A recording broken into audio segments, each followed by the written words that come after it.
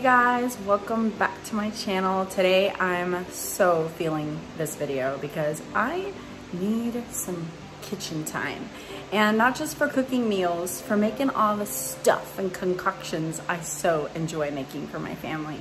So today I'm making three things: kombucha, sauerkraut, and elderberry syrup. If you are new here, welcome. Please like and subscribe. We would love for you to join our happy family. And if you're not new, welcome back. Hi, my friends, my family at this point. Geez, you guys have been with me for so long. Thank you. So kombucha, I have a series, which I will post the link to in the description box. I'm not gonna go through the whole process. I'm just maintaining it, keeping up with it. So I have a batch of tea that I made this morning, early this morning. It is completely cooled off. So let me move some of these things. This is a gallon of water, a cup of organic sugar, and about 4 teaspoons of Earl Grey tea. And so this is completely cooled off, and so it is safe for me to pour it in to my kombucha container, which has about 2 cups of kombucha from the old batch and our SCOBY. So literally all I have to do is pour that in here. Now all this fancy stuff you don't need. It's a heater because the warmer or the right temperature for your kombucha helps it to ferment faster and be more fizzy. So ours takes about 5 days, but if you don't have this fancy stuff, you can just cover it with a towel or put it in a cabinet and leave it there for 5 to 7 days, and it should ferment just fine. That's what we used to do before we had this. But come winter, it ferments a little slower. So you may want to taste it around day 5, 6, and 7 to see if it's fizzy enough for you, but not too vinegary, and find the sweet spot on those colder months. This keeps it the right temperature year round, so it works really well for us. And then instead of just jarring it or bottling it, like you can totally do in just mason jars or the special kombucha bottles that have like that cap that is really tight, heavy duty, because they can explode, I hear. Instead of jarring it or bottling it, we have this fancy little fridge with a CO2 tank in it. So we have carbonation. And so our kombucha comes straight out of this spigot back here. It's hiding. Super fizzy. It's fermented. It goes through the whole process. It still has all of the great probiotics, and it is real kombucha, but we just kick it up a notch with a little extra fizz, and it's really cold and so refreshing and delicious. I drink about a 1/4 cup of kombucha every day, and I give my children the same. Every now and then we have a little extra just for fun, but we don't need that to get all of the medicinal properties and benefits. So what I'm doing right now is going to pour my kombucha in here and give it 5 days before we transfer it over there. I will post the playlist in the description box so you can see the whole process from start to finish on how to make kombucha. And I would say, I know there's different ways of attaining a SCOBY. I think the easiest way is just getting it from a friend. So if you know anyone that makes kombucha, ask them for a SCOBY, and they should be able to give it to you within the week, because a little layer grows every day. And after a while, it gets so big, you want to harvest it and give it to a friend. So all you would need from your friend is some SCOBY and about 1.5 cups to 2 cups of kombucha starter. And then you can just make your tea, combine it with that, give it 5 days, and you have kombucha. It's amazing. It is literally microbiology in your kitchen. I like to put it in the sink just in case there's any accidents.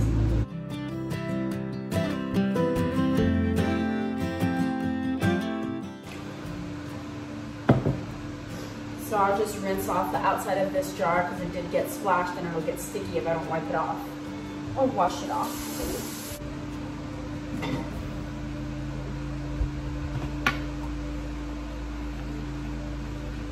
So there's the kombucha for the week. We usually go through it in about a week. I will leave this fermenting for 5 days, maybe 6, maybe 7. I really like to cover it with a coffee filter and a rubber band, but you can use a cheesecloth, or a towel. You just want it to be able to breathe. And if you don't have or don't want to put it in a cabinet and you're just gonna leave it on your countertop, you need to cover it, like use towels to cover it. But I feel like my heater covers it enough, so I don't put towels on it.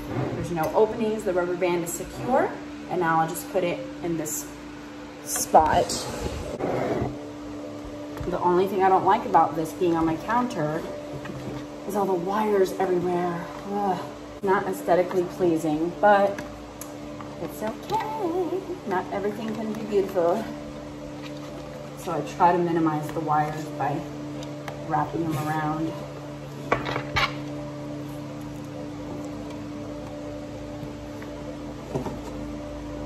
And that should be good for about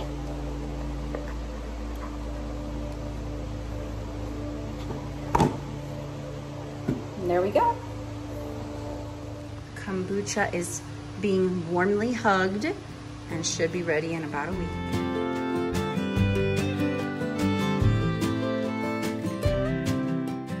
So today I'll be using my Dutch oven to make this year's batch of elderberry syrup. I also have a video making elderberry syrup long ago on my channel. If you're interested, I could post it, but I am gonna go through the whole process with you today. I didn't pick these today. I have been gradually picking them as I've seen that they're ripe on the trees outside. I have one tree that's pretty abundant by my blueberries and blackberries in our vineyard area. And then down through the trails, there are more trees that some I cannot reach and some are pretty close to the trail edge that I'm able to grab. So this is as much as I was able to collect this year. It's kind of painful to see the ones that are ripe and ready for picking, but so far there's no way I can reach them.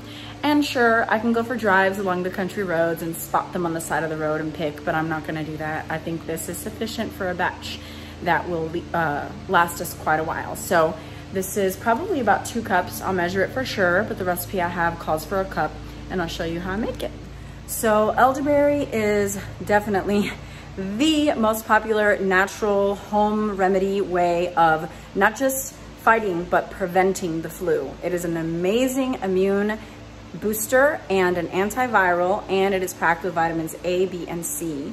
Not to mention all the extra stuff we're gonna add: cinnamon, ginger, lemon, raw honey, all good stuff with more medicinal benefits. So what we do when we make our elderberry syrup is we store it in the back of the fridge. It lasts about 3 to 4 months, and I just give the boys a tablespoon every day. It's delicious. They look forward to it. Sometimes I pour it in a little cup and let them have it as their little side item for breakfast. I love elderberry season. It is such a beautiful plant, a beautiful berry, and such a picture of the Lord's love for us, that he puts so much nutrition in the food that he creates for our bodies. So first thing we need is 8 cups of water in a big pot.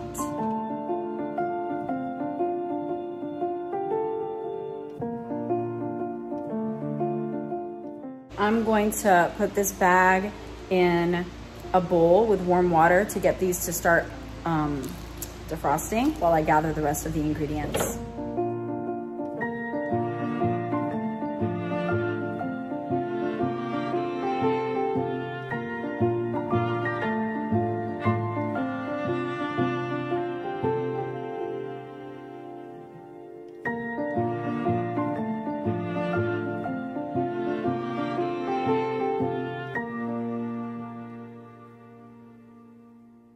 Our elderberries are ready, and it's definitely 2 cups. So I'm gonna go ahead and put them into the 8 cups of water, which we will soon be boiling with the lemon, cinnamon sticks, and ginger. So I'm literally just putting everything into the pot. Ginger, cinnamon sticks, lemon. And I'm gonna bring it to a boil for 30 minutes. You want it to be a low boil, so I'm just putting it on high until it reaches a boil. Then I'm gonna lower it to have it like a nice low boil for about 30 minutes. Then I'll turn off the heat, let it steep for like 15-20 minutes, and then I will mush up the berries, strain it, and then add a cup of raw local honey. I forgot, I am doubling the recipe that I'm reading. So it is 2 cups of raw local honey, I'm only gonna do a cup and a half. I think that is a lot of honey. I think I usually do less than half of what the recipe calls for, but I'm upping it a little this year just to see how it goes. Okay, now it's time to get our sauerkraut started. I cannot tell you guys how much you should be eating fermented anything, even if it's just one thing. Kombucha, just have kombucha. Fermented food items are so good for your gut. Oh my word. Just Google fermented foods and pick one or two that you like and are willing to eat regularly, and find a way to get good quality ingredients, make it yourself, or find a place that sells it where it is good quality, and just start consuming it most days, right? It's better than nothing, and if you like it, you're more likely to eat it. I find that sauerkraut is really easy to make. I love that my local farmers grow cabbage, so I can buy very affordable, locally grown, fresh, organic cabbage from farmers I know personally. And it's a yummy food side that I can throw in my salad or in a sandwich or in a wrap, or even just on the side of my meal, and make sure I'm having a little bit every day, plus a little kombucha every day, getting my fermented foods in. So good for health, for gut health, so good for probiotics, even anti-aging, you guys. So let's make our sauerkraut. So I took off the outside layers of the cabbage.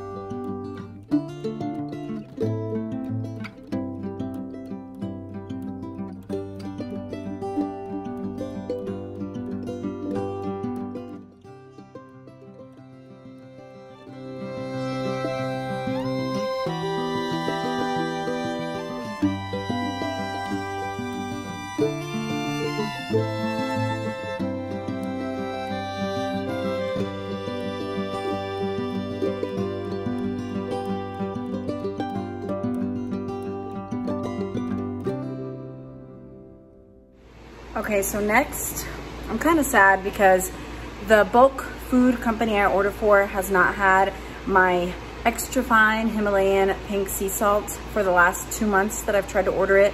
So I've been going with the second best, which of course I like. I'm happy with organic sea salt, but I love my pink Himalayan. So I'm using organic sea salt today. I'm putting in 2 tablespoons into this big bowl of cabbage. And then we're going to toss it around with the salt. All right, 1 tablespoon.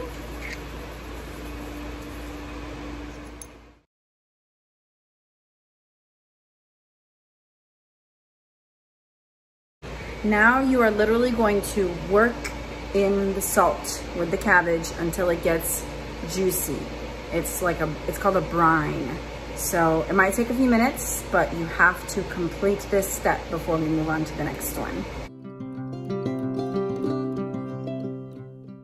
I would say this was like a medium-sized cabbage. So 3/4 of a large cabbage, or probably like half of a large cabbage or a medium cabbage.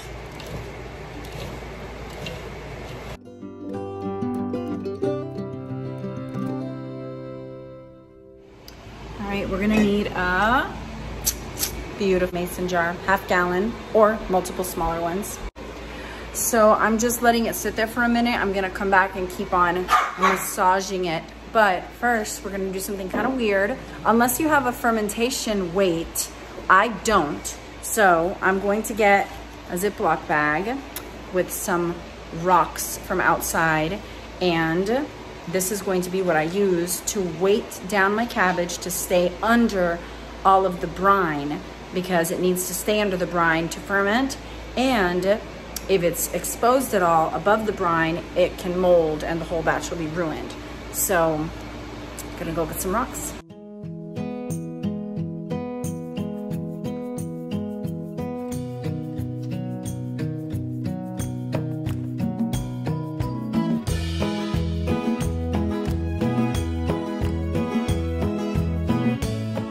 Obviously, if you have a fermentation weight, then you know how to make sauerkraut and you don't need my help. But for those of you like me that don't have one and might be trying this for the first time, you can still do it.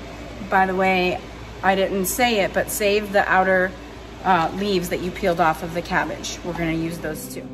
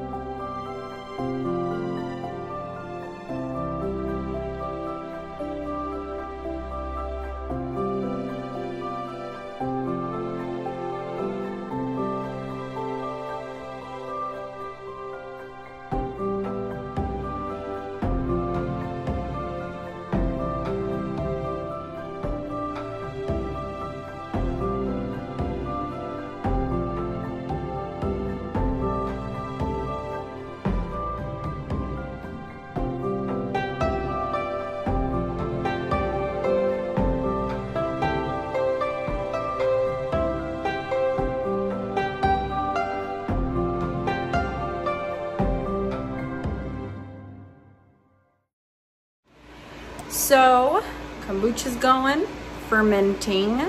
Cabbage is going, fermenting. Probiotics party.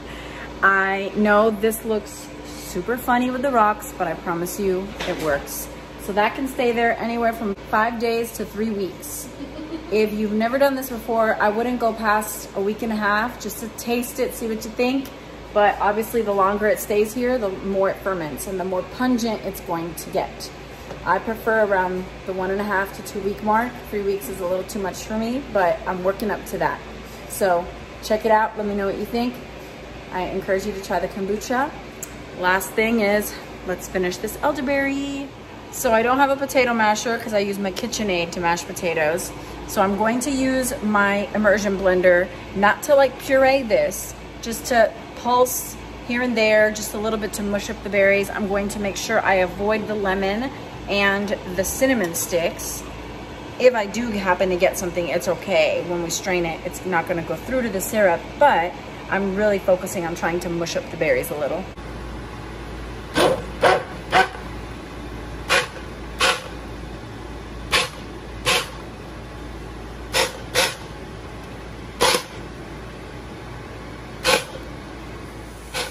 I have a new helper.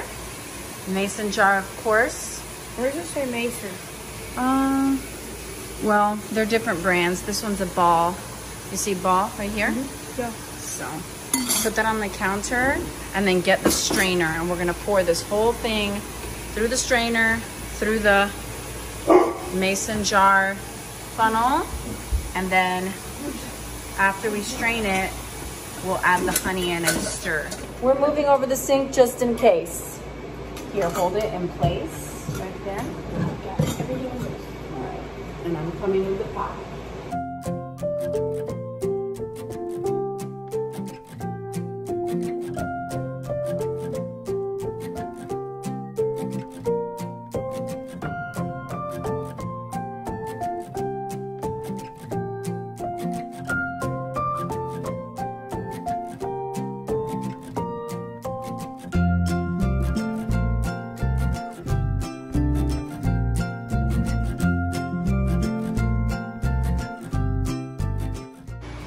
Now we're putting in our honey, and it's nice, the syrup's nice and warm, so it's going to melt very easily.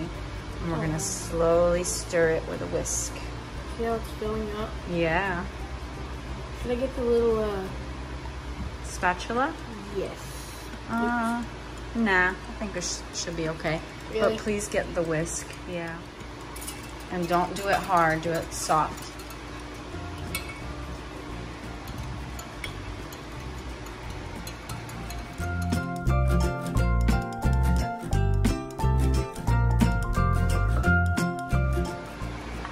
Angela wants to taste it while it's still warm.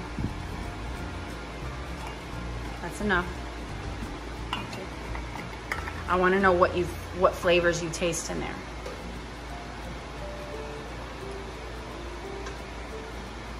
I do taste some lemon, and I definitely taste the elderberry and honey. Elderberry. And I kind of taste cinnamon. Yes, there's cinnamon. There's one more thing. Let me take a tiny sip.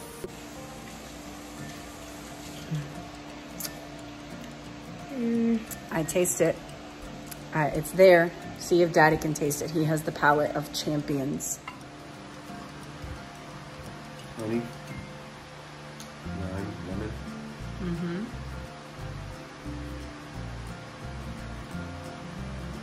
Said lemon, you said? Oh yeah, lemon, honey, elderberry. There's two things that you're missing.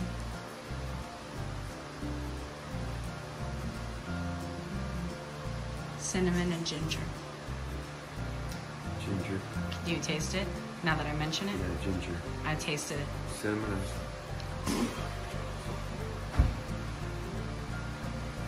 I tasted the cinnamon. Cinnamon too. Man. What do you taste, honey? Honey. Yeah, honey. So it's August 22nd. I'm hoping, if we can control ourselves, that this can last till Thanksgiving, November 20-something. So I'm gonna put it in the back of the fridge, and I'll give the kids a few teaspoons every day, sometimes a little cup for enjoyment. So I'm putting it on the top shelf in the back of my fridge.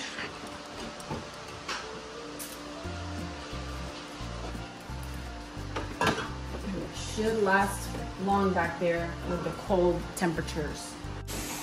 I hope you guys try some of these super easy, super healthy recipes for you and your family. Let me know in the comments below if you do. Thanks for watching. God bless you guys, and see you next time. Chug, baby, chug.